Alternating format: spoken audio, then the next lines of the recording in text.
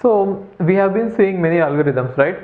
And one interesting thing is, given any algorithm, every algorithm needs some input, and the way in which we provide the input, let us say this is the input, to the algorithm makes lot of difference, right? In this sense, if you provide the input in an array which is unsorted, then the algorithm might take some time. And if you provide in the input in an array which is sorted, then algorithm might run in a better way, and some algorithms might not run in a better way, which means depending on how the input is, the time of the running time of the algorithm will change, right? So I'll just take some examples and I'll show you how it is going to affect. Let us say the input is sorted list. If the input is given in an array, okay, and which is unsorted, then we shall see what are the time complexity for various operations. Into an unsorted array, if I have to insert an element, just inserting an element, okay, so how much time will it take? Just we can take the element and put it at the end, therefore constant time, right? So if I have to search for an element, you have been given an array and we have to search for an element in the array, how much time is it going to take? So we have to do a linear searching, isn't it? Since all the elements are unordered, we have to search with every element, we have to compare with every element, and in worst case we might end up with n comparisons, right? Therefore order of n. Now given an array, let us say I want to find the minimum in the array, find min. How much time is it going to take? So if I have to find the minimum of an array, I have to search the entire list, isn't it? Then at least I need n comparisons, therefore order of n is going to be 10. Maybe n minus 1 comparisons are required. Anyways, it is going to be order of n. We shall see that finding minimum and finding maximum later. And let us say I want to delete minimum. So if you are not following this, let me give you some example. 965082, something like this, right? If this is the input array given, then in order to insert an element, let us say if I want to insert an element 3, I can just go to the end and insert it. Since it is an array, I can go to the end with order of one time and insert it, just order of one time. Searching for an element, let us say I want to search for an element 3, right? Then what happens? You are going to search from first 1 2 3 4 5 6 7, therefore 7 comparisons, order of n comparisons. If I want to find the min, then what I do is I'll assume that the first element is min, and then I'll compare with this. Then I'll find out that 6 is minimum, then I compare with this, then I find out that 5 is minimum, compare with this, 0 is minimum, compare with this, 0 is minimum, compare with this, 0, right? So that is how we can find. So we have to do at least n minus 1 comparisons, which is nothing but order of n. So find min is going to take order of n, right? And let us say delete min. So what does delete min do? First thing is you have to find the minimum, for which time taken will be order of n, isn't it? And after finding it, you are going to delete it, right? If I delete it, there will be a gap, and I have to fill the gap, isn't it? For filling the gap, I might have to move all the elements, right? So for that moving the elements, right, I might take order of n time, therefore it is going to be order of n. So for searching it is going to take order of n, and for deleting it, it might take order of n time, right? So this delete min is also going to take order of n. Let us say the given array is sorted. If it is sorted array, then how much time will it take for us to insert the element? So let us say sorted array means like this: 1 2, let's say 1 4 6 5 6 10 20 30. These are the elements, right? Sorted elements. Now in order to insert an element into the sorted array, first of all we should find out the location of it, right? So let us say I want to insert the element 11. Then I have to find out the location in which it has to be inserted, and then I have to make the room for it and then insert it, right? So this is similar to insertion sort. In insertion sort also we are doing the same thing. We have found out some array to be sorted, and then we'll take a new element and then we try to find out its location and put it there, right? So in order to find its correct position, even if we apply binary search, it is going to take order of log n, fine. But then after you find its correct position, you are supposed to move all of them, right? So for that, time taken will be order of n. Therefore time taken will be order of n. Either you search the position using a linear search, then it is going to take order of n time. But then when you try to make the room, then it is going to take order of n time. Even if you apply binary search, you can find the location in order of n time, log n time. But then in order to move the elements so that you get the room for 11, it is going to take order of n time. So you cannot escape this order of n time in order to insert an element, right? Then search min. So in order to know if the array is already sorted either in ascending order or descending order, then you can know, okay, searching for an element is not searching min. So if you want to search for an element, you can apply binary search on it. So we can apply binary search only on sorted list and it will take order of log n, isn't it? So how can you apply binary search? We directly go and search with the middle element, right? Let us say our element is the element which I wanted to search is 25. Then what I do is I'll go and search with the middle element, right? If this element is less than this, then I have to search in the right hand. If this element is if this element is greater than this, then I have to search the left side, isn't it? So if the total time taken to search in a sorted list is t of n, then I'll compare it with the middle element for which time taken is one element. Then I'll decide whether to search with the first half or second half, which means t of n by 2. Right? That is how binary search works. So if you solve this, you will find out that this is, using Master's theorem, it is theta of log n, right? Therefore time taken to search an element in sorted array is order of log n. Then what is the time taken to find the minimum in a sorted array? Sorted array means like this, right? So if I have to find the minimum, if it is in ascending order, first element, if it is in descending order, last element, right? So if the array is already sorted, then the time taken will be order of n, order of 1. Directly you can say what is the minimum. What about delete min? If it is in ascending order, if you have to delete the minimum, you could delete it, fine, but then you will get a gap, right? Then you might have to move all the elements, isn't it? Therefore in an array which is sorted in ascending order, delete min might take order of n. If the array would have been sorted in descending order, then it would have taken order of 1, but then delete max is going to take order of n, right? Let us say that this array is sorted in ascending order, which means non-decreasing order, non-descending. Then this is true, right? Now let us say input is not given in an array, input is given in a linked list, which means we have been given all the elements in the linked list like this. If it is given in a linked list, then what is the time taken to insert an element? You could insert an element, it need not be sorted. Let us say it is unsorted list. So unsorted linked list in which it is unsorted, then you could insert the element at the beginning or at the ending, right, depending on where the head is pointing to. If the head is pointing to this, you could directly insert it at the beginning. So insert is going to take order of 1 time. Then what about search? So in a linked list, we cannot do any other search other than the linear search. Therefore search is going to take order of n time. If it is unsorted, then finding minimum is also going to take order of n time, right?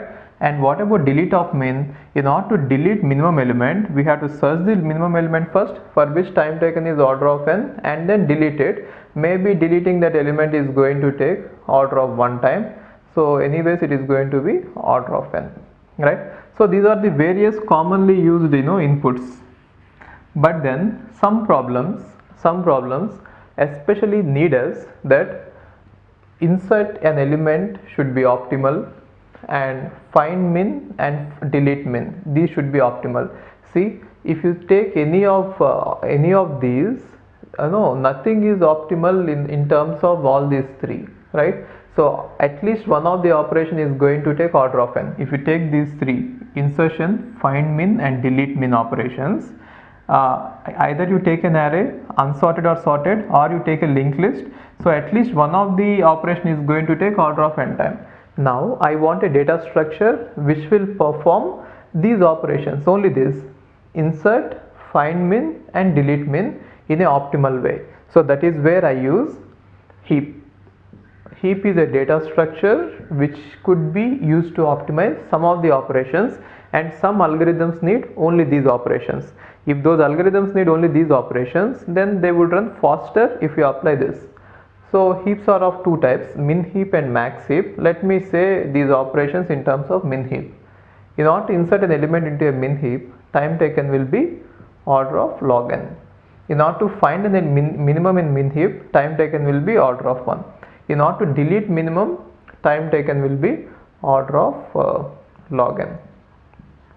Right? Therefore, all these three operations are not order of n, they are order of log n. So if our problem requires that on the given input, I would like to insert some element and I would like to find minimum and I would like to delete minimum, then the best data structure that I could go for is heap.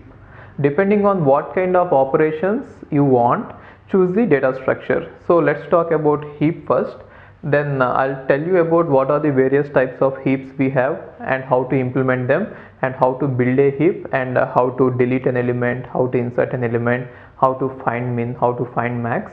And moreover, at the end of the discussion about heap, I'll even talk about heap sort. So using these heaps, we can even implement a heap sort algorithm. Okay, so let's see the heaps now. So heap could be implemented as a binary tree, which means it could be implemented as a binary tree or ternary tree, or in general n-ary tree. Okay, so I'll take the heap implementation of binary tree and we shall work on it. Later we shall see the other implementations like ternary tree, n-ary tree, but for now let's talk about binary trees only. So now if I consider binary tree, the property of a binary tree is every node will have at most 2 children, which means it can have 2 children or 1 children or 0 children. That is the property of a binary tree. And every heap is a complete binary tree, almost complete. I'll tell you what a binary tree is and then what a complete binary tree is with examples. See this tree, this is complete with 2 levels. We cannot fill any more nodes in 2 levels. That is why it is called binary tree and complete binary tree.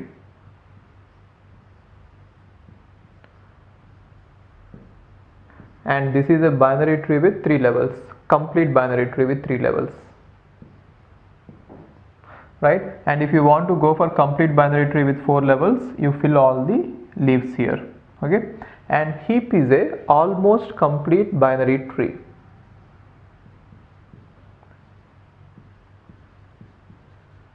Almost complete. It need not be complete, right? So it is, if it is complete, it is fine, it is good. If it need not be complete, which means a heap can be like this. This is almost complete, or heap can be like this. This is also almost complete. This is actually complete, right? Or a heap can be like this. This is a almost complete tree, right? Almost complete means leaves should be present only in the last level and the last but one level. Okay, and if all the leaves are present in one level, then they should be filled from left to right. Okay, this is a almost complete binary tree, and it could be used as a heap. It could be used as a heap. It could be used as a heap, right? So if I have something like this, this cannot be used as a heap. The reason is, before filling out all the elements in the second level, you cannot go to the third level. So after you fill out the second level, then you go to the third level, right?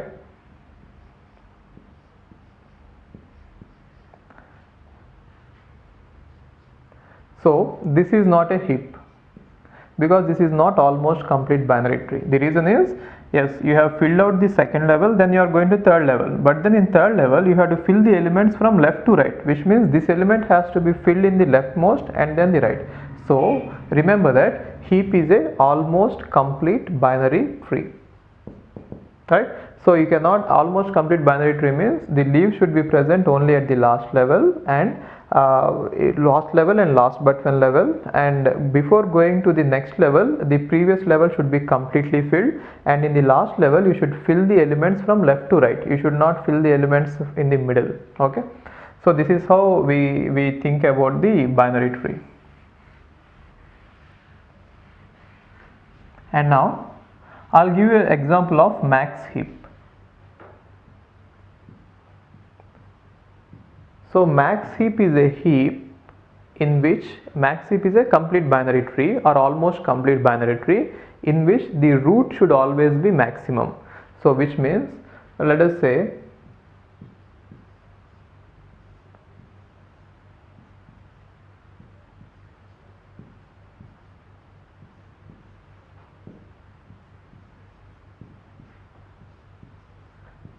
this is a max heap, isn't it? Why? The reason is every element at the root will be as maximum compared to all the elements in its subtrees. See this? So at this root the element 100 is present and all the elements in the left subtree and right subtree are less than 100, right? And at this point 10 is present and all the elements in the left subtree and right subtree are less than 10, and here also all the elements in the left subtree and right subtree are less than 10. Then what is min heap is, all the elements in the root should be greater than like this. See this? I'll give an example and I'll tell you. Let us say this is the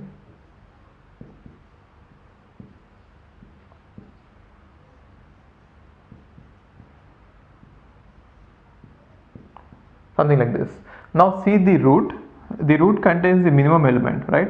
So always the root contains the minimum element of the entire tree. So root contains the minimum element, and then the root contains the minimum element of this entire tree, and then the root contains the minimum element of entire tree, right? So the root contains the maximum element in case of max heap for every subtree. That property has to be followed, which means in the entire tree whatever is the maximum that will be present here, and in this entire subtree whatever is maximum that will be present here, in the entire subtree whatever is maximum that will be present here, right? And min heap means in the entire subtree whatever is minimum that will be present in the root. Therefore here, here, here, here and here. So you can check every subtree, then the minimum element will be present in the root of it, right? That is the properties. So that is called heap property. Max heap property is maximum element is at the root, min heap property is min heap element is at the root. Now let's see how to implement a heap. So implementing a heap, even though it is a tree, we need not actually construct a linked list and then a tree and then implement it. That way we need lot of storage. So instead of putting it that way, we can store all the elements in the tree itself, in the array, and even we could interpret the array as a tree. That is a better way. That is a better way to store the elements. Understand this? We are not going to put all the elements in the tree and then construct a tree data structure, even though it looks like a binary tree. What we could do is, we could put all the elements in an array and interpret this array as a binary tree. That one we could do, right? So how to put it is, the root is always going to be, let us assume that the array is indexed from 1 to n, which means this is 1, this is 2, this is 3, this is 4, this is 5, like that. Now the root will be placed at first element, okay? And now in order to place the left subtree, always take the index of the parent and you multiply with 2. So what is the index of the parent? Index of the parent is 1. When I multiply with 2, what do I get? 2. And in order to get the index of the right subtree or the right node, right child, you have to take the index of the parent, multiply with 2 and add 1, which means 1 into 2 plus 1, which is nothing but 3. Therefore this is going to be placed in 10 and this is going to be placed in 3. 10 is going to be placed in 2 and 20 is going to be placed in 3. Then Now where should you place the left child of this? Multiply the index of the parent with 2, then you get the index of the left child. Then 2 into 2 is 4. Where do you get the right, put the right child? Multiply the index of the parent with 2 and add 1. Then I get 5, which means in the index 4 you put 1 and index 5 you put 4. Right? And I have one more element. Where are you going to place this one? Take the left child of the parent, right? So take the index of the parent and you multiply with 2. Then what do I get? 6. Therefore 3 is placed here. That is how you are going to place the elements. So any complete binary tree could be placed inside an array which is completely filled without having any gaps. That is the reason why the tree has to be almost complete. If the tree is not almost complete, then what happens is we might end up using an array in which there are a lot of gaps, isn't it? I'll just show you. If I follow the same method, the same manner in order to store the elements, what happens? Okay, before going to that, we shall examine some few problems, then we shall see how to implement it. So remember this, what we did is the parent is always, the root is going to be stored at first index, and then the left child is going to be stored at 2 into that, and right child is going to be stored at 2 into that number plus 1. That is applicable for all of them.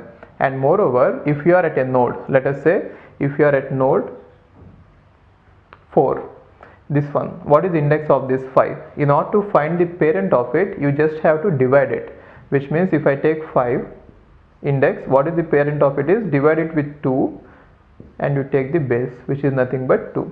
You can take any number, let us say 6. What is the parent of 6? Take 6 and you divide it with 2 and you take the base. So what is it? It is simply 3, right? So if I have to find the left child of I, then it is simply 2 into I. If I have to find the right child of I, of a node I, then it is simply 2 into I plus 1, right? So if I equal to 1, then it is going to be 2. If I equal to 1, then it is going to be 3. So you can find out left child and right child directly using these two. And moreover, multiplying with a 2 is nothing but left shift. Therefore it is very easy to implement it in a computer. Always remember, multiplying with 2 is nothing but one left shift, and this one is nothing but do one left shift and add a 1 at the end. For example, if I have a number like this 1 0, which is nothing but 2, if I have to multiply with 2, then it is nothing but left shift it and you put a 0 here, which is nothing but 4. That is why these two operations are very easy to implement in a computer, right?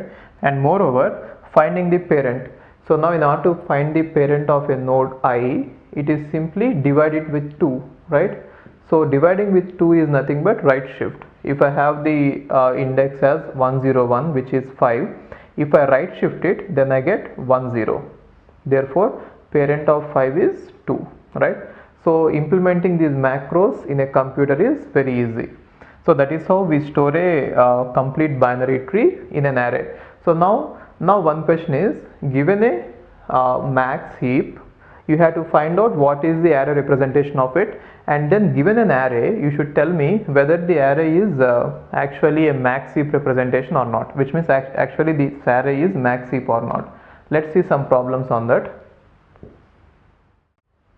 See these examples. Now the question is this: given this array, first question is it a max heap?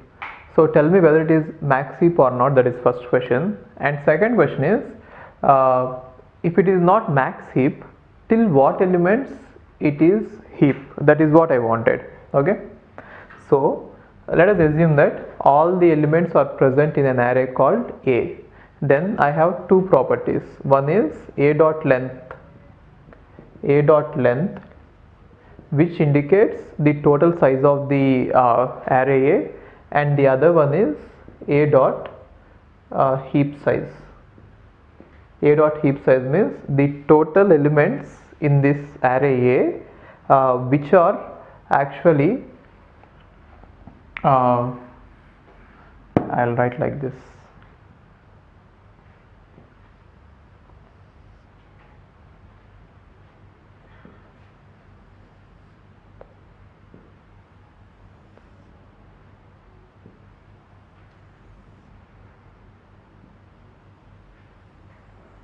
Okay, now I want to find out two properties on it.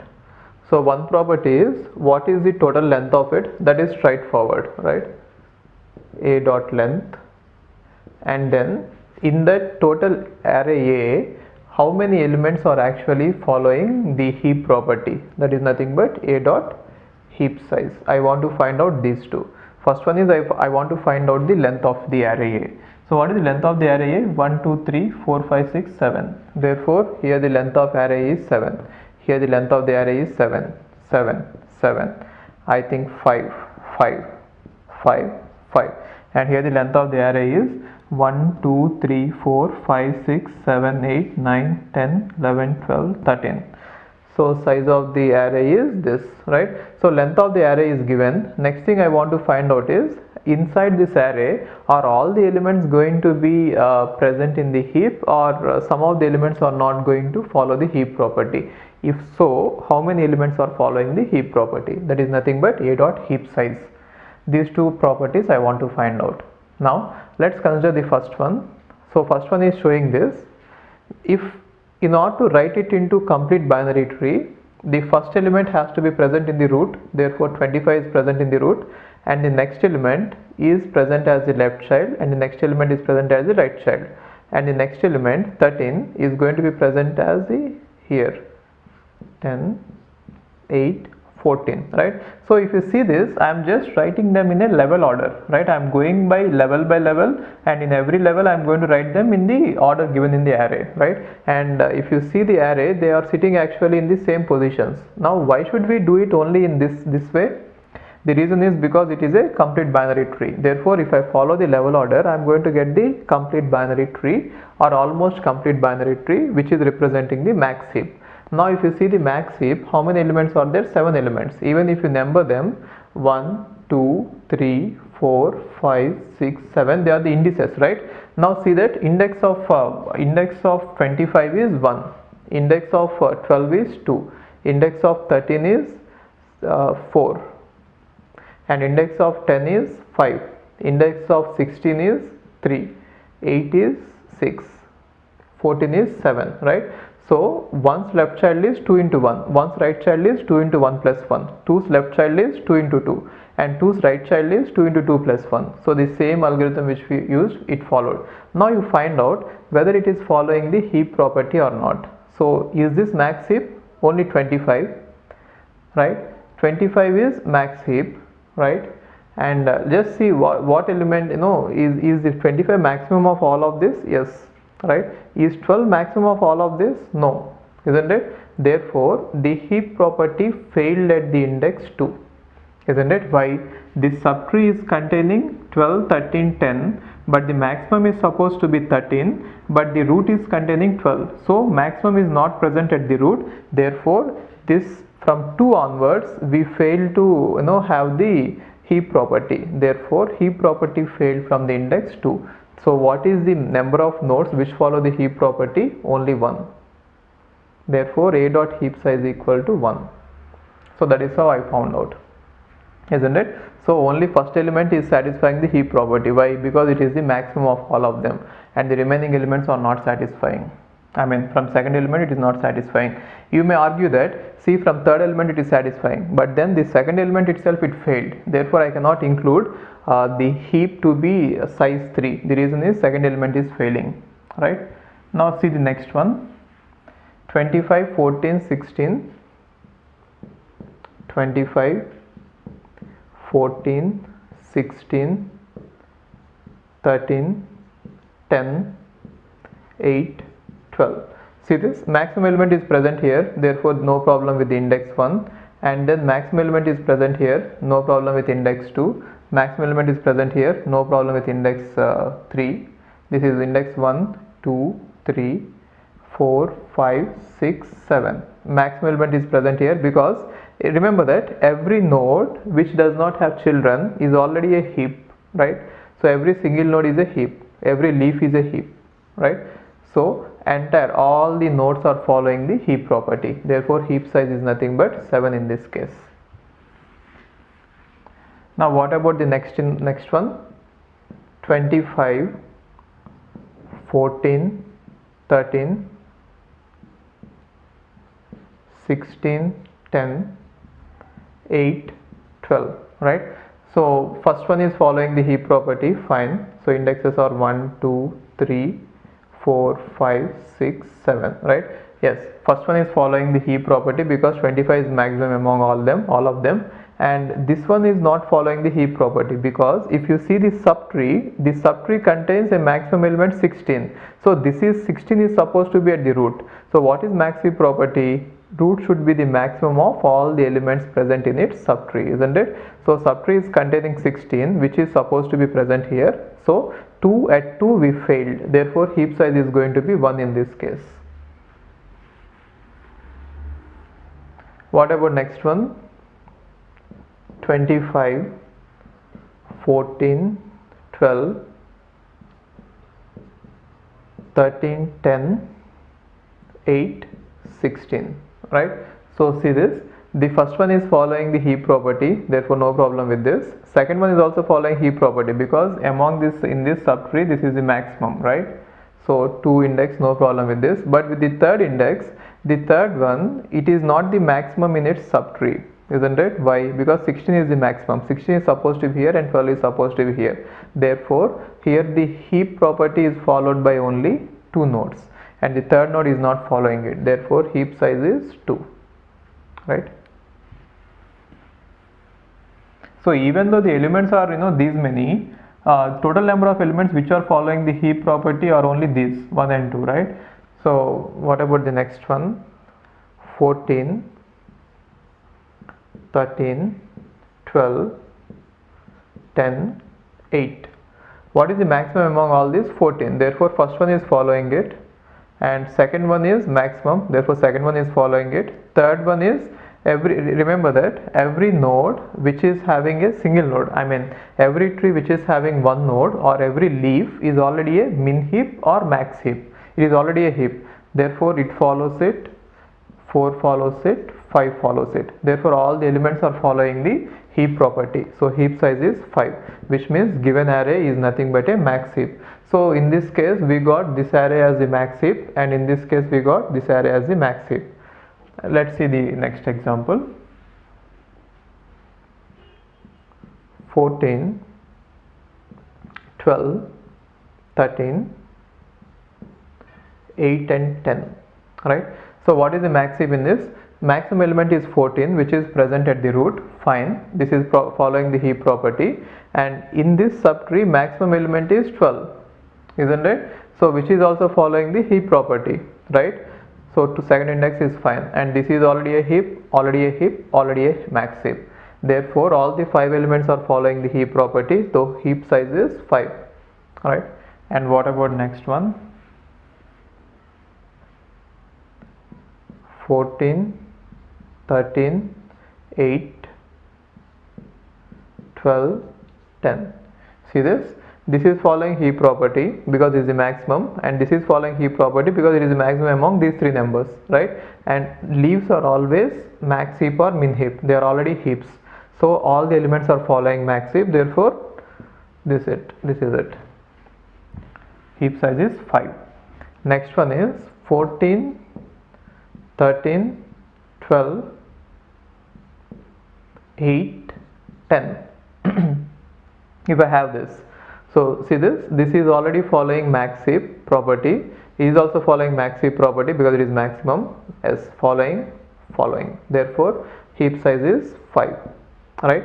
So one thing you should observe is all these 4 examples, right? All these 4 contains the same numbers, isn't it? What are the numbers? 8, 10, 12, 13, 14.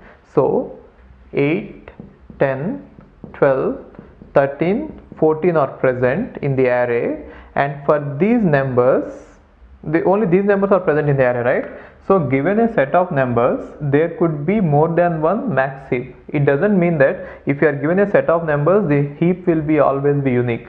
So given a set of numbers, there will be more than one heap, one max heap, and these are all the examples, right? And one interesting example is, if I have these numbers, what about this? 14, 13, 12, 10, 8, which means if I have a descending order, if I have an array in descending order, that will already be in a max heap. Check this: 14, 13, 12, 10, 8, right? So if the array is in descending order, definitely it will be in a max heap. The reason is simple: always the first element, the initial element will be greater than all of them, therefore that will be present in the root. So every root will occur before the children in the sorted list, therefore every parent will be greater than the child. That is why always descending order, if the array is in descending order, that is always a max heap. And if the array is in ascending order, which means like this: 8, 10, 12, 13, 14. If the array is in ascending order, just see the heap: 8, 10, 12, 13, 14. If the array is in ascending order, so minimum element will be always present in the root. Minimum element will be always present in the root, which means ascending order is already in. If the array is in ascending order, then it is already in. If the array is in ascending order, then it is already a min heap, and if the array is in descending order, then it is already a max heap. So my question is this: given n elements, and if they ask you to construct a max heap, then should you apply a sorting algorithm and then write the elements in descending order? What is the best sorting algorithm known right now? We have seen that merge sort is going to take order of n log n, isn't it? So given n element numbers, if you have to construct a max heap, my question is, will you sort it out either in ascending order or descending order? In this case, descending order. And are you going to say that descending order is nothing but the max heap for the given numbers? Then the time taken will be order of n log n, because n log n is the maximum. We have already seen it, right? So n log n is the minimum time required to sort n elements in any comparison based sorting, right? But then it turns out that if you use some other representation other than the sorted order in order to represent a heap, we could do it better. In order of n time, we can construct a heap. That is why we are not going to sort out the numbers in order to find out the max heap or min heap. Yes, one thing is for sure: if the list is sorted, it will be either max heap or min heap. But then given set of n numbers, you please don't sort it in order to make it a heap. The reason is sorting is going to take n log n time. If the purpose is just to construct a heap, there is a order of n time algorithm which will convert a n numbers into a heap, right? So we shall see what that algorithm is later. First, let's finish these examples. Now, what about the last example? The size of the heap size is 13. Let's see, the length of the array is 13. Let's see the heap size: 89, 19, 40, 17, 12, 10, 2, 5, 7, 11, 6, 9, 70. So in all of them, what is the maximum? 89. Therefore it is at the root. So first index is following the max heap property. In this subtree, only consider this subtree. In this subtree rooted at 19, what is the maximum? So maximum number is 19. Therefore this subtree is following the max heap property. So index 2 till index 2, it is following the max heap property. Alright. Now in this subtree, what is the maximum? 40. So this index 3 is following the max heap property. Okay, sorry. So in this subtree, the maximum element is 70, right? Therefore 70 is supposed to be here, right? So the max heap property failed at index 3. The reason is 70 has to be here, not 40. Therefore in the given sequence, only first index and second index are according to the heap property, or following the max heap property, and third index onwards is not following the heap property. Therefore heap size is only 2.